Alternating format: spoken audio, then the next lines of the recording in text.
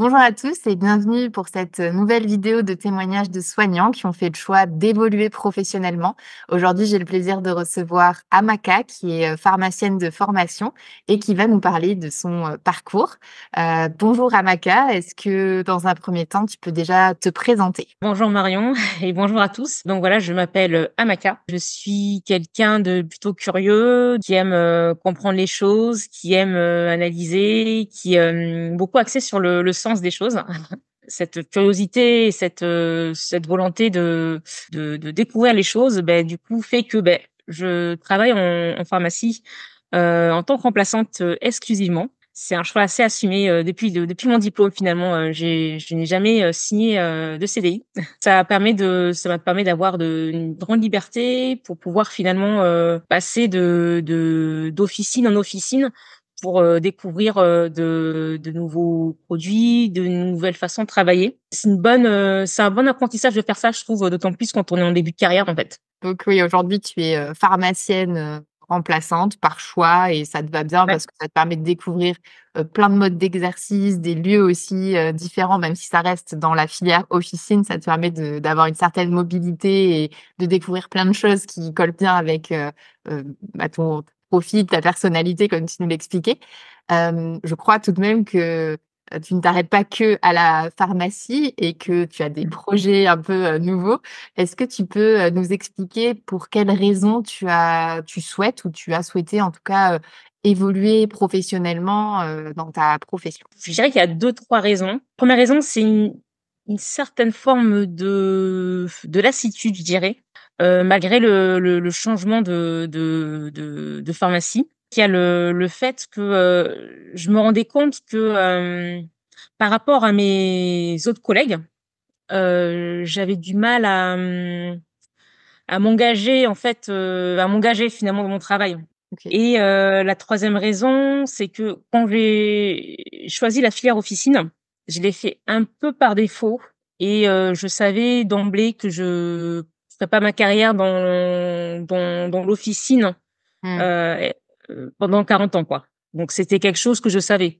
Donc finalement, cette idée d'évolution est apparue naturellement, mais c'était quelque chose qui était quand même acté avant. Je savais juste pas quand, j'allais, faire cet amorçage. Et comment justement tu as fait pour, trouver vers quelle voie, évoluer? J'ai fait un bilan de compétences du coup. C'est une démarche qui m'a beaucoup aidée. D'autant plus que c'est très logique et que c'est pas quelque chose qu'on fait, c'est pas quelque chose qu'on fait, hein, quand on est à l'école ou voilà, quand on est étudiant ou lycéen. C'est pas quelque chose qu'on fait, donc je trouvais ça très logique de faire ça. Du coup, c'est vraiment une analyse finalement de nos talents, de ce qu'on sait faire assez naturellement et efficacement.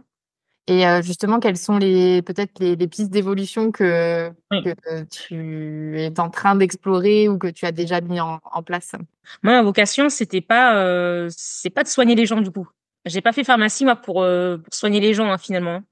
Mmh. J'ai fait, pharmacie parce que, j'étais assez intriguée par les médicaments, par leur mécanisme d'action. J'adore décrypter l'info, j'adore la chercher, l'analyser. OK, et du coup, le projet professionnel qui se dessine pour toi, c'est de tendre vers l'information, le journalisme, Alors, en priorité sur ce secteur-là, donc, information parce que, bon, je sais que j'aime bien écrire. Mmh, J'aime bien écrire, je m'intéresse à l'actualité, j'aime les nouveautés. Après j'aime aussi me déplacer pour trouver l'information. Donc il y mmh. a un côté un peu, reporter. Le gros intérêt aussi, c'est qu'il y a moyen aussi de faire des piges et les piges, voilà, c'est assez flexible par rapport aux emplois du temps de soignants qu'on peut aussi très bien moduler en fonction, temps partiel et cetera. C'est une grande chance en fait dans ce métier de soignant, quoi qu'on en dise finalement, Mmh. c'est un grand avantage de pouvoir moduler finalement notre emploi du temps pour avoir, pour avoir davantage de temps libre, notamment, pour bosser sur un projet pro, pour tester une activité. Petite question, du coup, quelles sont, pour toi les difficultés d'une reconversion quand on est soignant? Une des premières, je dirais, c'est, le formatage, je sais pas comment expliquer ça, catalogage, Mmh. formatage, le fait de se sentir peut-être emprisonné dans une seule et même voie. Voilà, diplôme, soignant à vie. Non, on peut soigner de différentes façons Donc je pense que voilà, le soignant, dans son cabinet ou le pharmacien, dans son au niveau du comptoir, hein, voilà, il y a remplaçant, adjoint, titulaire. Non, moi je trouve qu'il faut casser ça, enfin, pas qu'il faut casser ça, mais c'est pas fait pour nécessairement pour tout le monde et qu'il y a des évolutions qui peuvent être aussi horizontales en fonction de nos centres d'intérêt, de nos envies. Donc d'où l'intérêt de faire un bilan de compétences. Mais voilà, je dirais le 1er conseil, ne pas se voilà, ne pas, se s'emprisonner dans cette seule et même, voie ou dans ce même type d'exercice. Ça, c'est important. Après, je dirais, les difficultés quand on est soignant aussi, finalement, on est un peu imperméable aux différentes informations qui existent Mmh. pour se reconvertir ou pour évoluer tout simplement. Mmh. Et je dirais la difficulté, c'est de sortir de sa zone de confort pour, aller voir, pour se renseigner, aller à des soirées, des congrès, pour voir ce qui se passe. On a tous dans notre entourage maintenant, des personnes qui se sont reconverties. Ça peut être un collègue, ça peut être un commercial qui vient à la pharmacie, ça peut être, un voisin. Donc tout ça, c'est autant de finalement de possibilités de se renseigner, en fait. Donc je pense que c'est très important. La méconnaissance, fait que, ça peut être un frein. Ouais. Ouais, de se sentir dans l'impasse et bon, les 2 sont liés, de se sentir dans l'impasse et d'être un peu, cloisonné dans son métier du soin, quel qu'il soit, quelle que soit la filière, on se sent emprisonné là-dedans et en Ouais, plus, on a du mal à s'ouvrir à d'autres choses, du fait aussi des études qui ont été hyper longues et qui font que c'est assez cloisonné. Alors que quand on commence à bouger, à faire des actions, de s'intéresser aux reconversions qui peuvent exister, aller à des événements, être un peu proactif, bah, finalement, on se documente et on voit un peu plus les possibilités, mais ça demande de sortir de sa zone de confort. ouais. Et du coup, tu en as un peu parlé, hein, tu as dit qu'un des conseils que tu donnes, c'est de s'ouvrir justement, de pas rester dans cette impasse. Mais est-ce que tu as d'autres conseils à donner aux personnes qui aimeraient, enfin, qui ressentent un besoin de changement, mais qui osent pas forcément, se lancer dans une évolution, une reconversion professionnelle? Un des premiers conseils, je pense que c'est investir sur soi-même, en essayant de se connaître, mieux.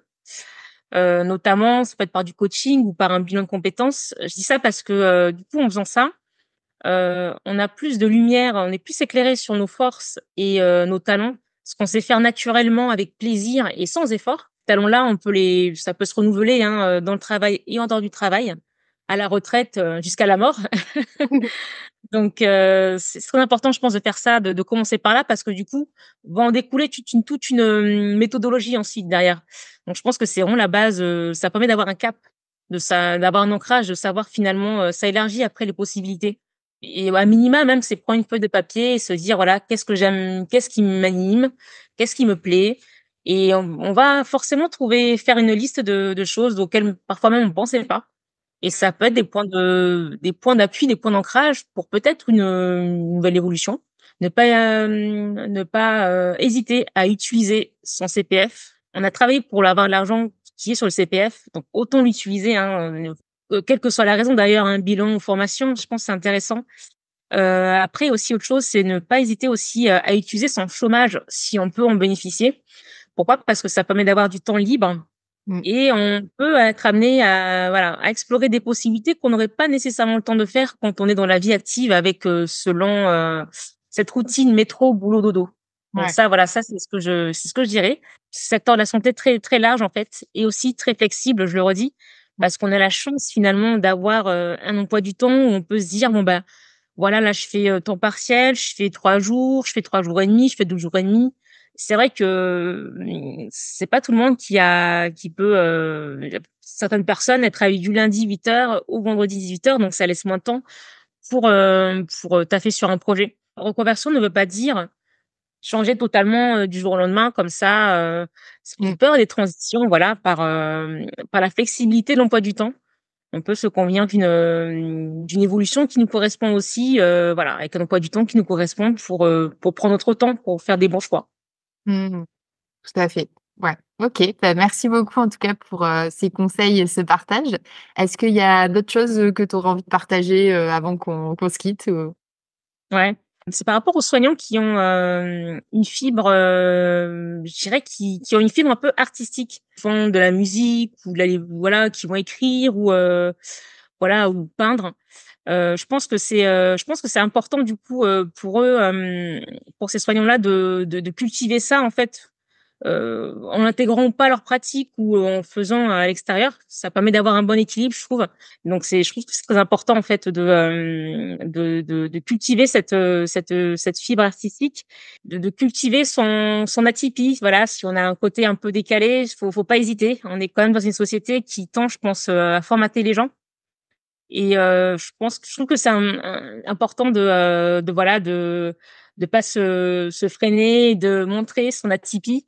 Faut pas hésiter, je pense, à voilà, à déployer son excentricité, son atypie, parce que le monde en a besoin. Merci pour ce partage et c'est vrai, je reviens, moi je dis souvent aux gens que les métiers du soin, c'est des métiers, vus comme étant, identitaires et que du coup, c'est compliqué d'oser, tu vois, combiner avec des activités qui parfois n'ont rien à voir avec, hein, que ce soit dans la musique, dans l'art et tout ça et pourtant, bah, en fait, ça fait sens, hein. Il y a souvent une fibre artistique, hein, sans être forcément un peintre ou, ou un chanteur, mais il y a souvent une fibre artistique chez les soignants et c'est dommage de l'étouffer. Donc je te rejoins là-dessus. Cultiver les atypies ou en tout cas, cultiver sa singularité. Bah, merci beaucoup, pour ce partage et pour ce temps, que tu nous as accordé, Amaka et puis, bah, à très vite, pour la prochaine vidéo pour les autres.